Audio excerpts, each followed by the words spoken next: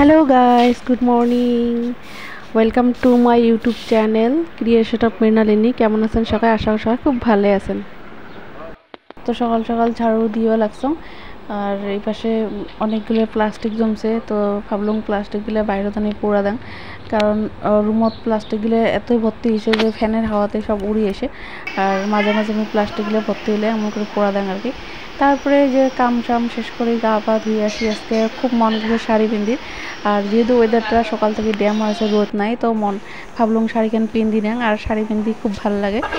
তারপরে পূজা দিলুম, কাপড় চোপড় মেলিয়ে দেওয়া শেষ। আর তারপরে ওগুলা তোমাগুলোর লগত শেয়ার না করলাম, কারণ প্রতিদিন ভিডিওটা একঘেয়েমি হয়, ভালো না লাগে। তাও আজকে রুটি বানাটা তোমার লগত শেয়ার করে চাং নাই, তো ভাবলাম তো দেখাম কিতে এগুলো তো আমি শেয়ার করিম, তাছাড়া দেখাইম এবার কি তোমাক, কারণ ঘরত থাকলে তো এই কাম কাজ ওই আর কি দেখাম।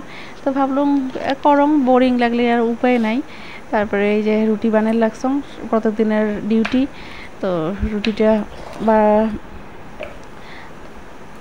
বানাই আগত বেটাক দিম। বেটা হাত ব্রাশ করে নিছে, তো বেটার ভুক লাগছে, তো ওই মহারাজাগুলা রুটিটা দিয়ে আসিম। আর তোমরা গেলে আমার ব্লগটা নো স্কিপ করে পুরোটা দেখেন, আশা করি ভালোই লাগবে। আর ভালো লাগলে একটা লাইক দিবেন, কমেন্টস করবেন, আর তোমার ফ্রেন্ডসগুলোর লগত শেয়ার করবেন, তাহলে মোর ভিডিওটা তোমরাগুলো পাওয়া যাবে, তোমাকে দেখার সুবিধা করে দিবেন আর কি, ভালো হবে।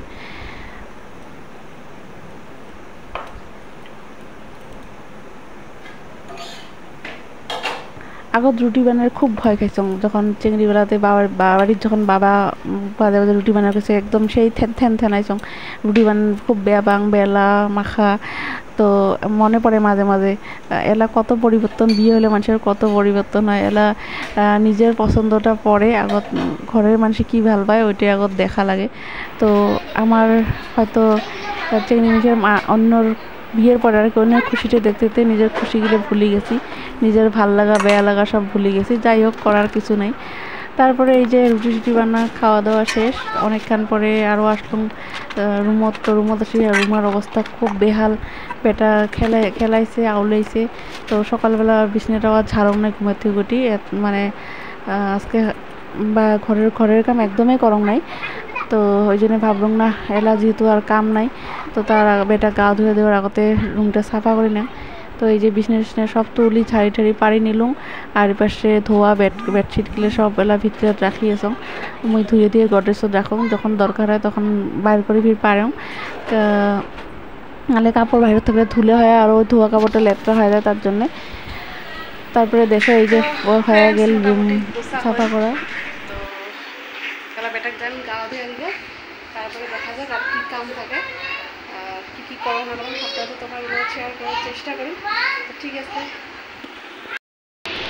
এই যে তারপরে একদম আসল কামত ভাত রান্ধি। তো ভাত এপাশে সবজি কাটি নিছং, আর ডাইলও বসাইছং।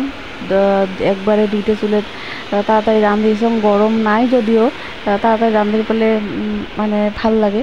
রান্ধা কামত লাগি থেকে খুব বেয়া লাগে। তো এই পাশে এই যে পনির আনছে, তো বেটা পনির খাওয়া ভালো। অবশ্যই মোরও খুব প্রিয় জিনিস পনির থাকলে কোনো মাছ মাংস পাত্তা না পাই, এতই ভালো পনির। তারপরে এই যে দেখো রান্না করতে করতে আমার হালাতটা একেবারে দেখি মায়া লাগে। মানুষগুলোর মায়া লাগে না লাগে, ভাত রাঁধতে কিন্তু বহুত কষ্ট লাগে, মানে গরমের জন্য বিশেষ করে। তারপরে দেখো ফাইনালি মোর রান্না হয়ে গেল, কচুলতি জানাইছং আজকে। এই পাশে পনিরের সবজি, আর এই পাশে আছে তোমার কাঁচকলের ভাজি, আর বানাইছং মুগের ডাল অমিতা দিয়ে। তো আজকে ভিডিওটা আর বেশি লম্বা করি না, তো এলে আমার আজকে দুপুরবেলার খাওয়া দাওয়া, আর 2 মিনিট হলে রান্নাটা শেষ হয়ে যায়। তারপরে এই যে সবাইকে আয়লা বিকেলবেলা অনেকক্ষণ রেস্ট করার পর একদম সাদত ওয়েদারটা দেখো কত সুন্দর।